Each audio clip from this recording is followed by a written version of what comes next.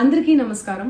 నిన్న ఏదైతే నా బర్త్డే పార్టీ జరిగిందో ఒక చిన్న ఇంట్లో పార్టీ లాగా ఒక ఫ్యామిలీ ఫంక్షన్ లాగా జరుపుకోవాలన్న ఒక ఉద్దేశంతో ఆ రిసార్ట్లో మా అమ్మా నాన్నల కోరిక మేరకు మా అమ్మా నాన్నలతో కలిసి మా ఫ్యామిలీ మెంబర్స్తో కలిసి నేను జరుపుకోవడం జరిగింది.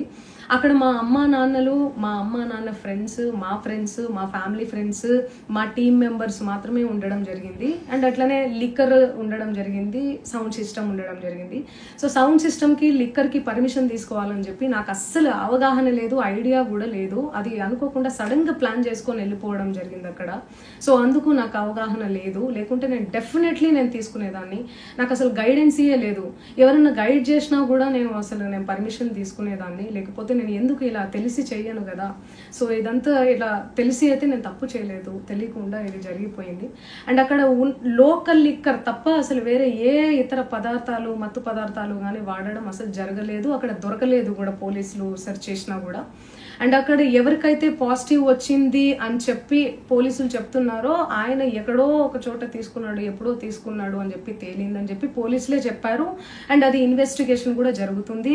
మేము కూడా పోలీసులకు కోఆపరేట్ చేస్తున్నాము. అండ్ నేను ఎందుకు ఇలా చేస్తాను, అసలు నాకు తెలిసి ఎందుకు చేస్తాను, మా అమ్మా నాన్నలతో దట్టు మా అమ్మా నాన్నలు పెట్టుకొని ఇలాంటివి నేను ఎంకరేజ్ చేస్తానా, ఇలాంటివి చెప్పండి.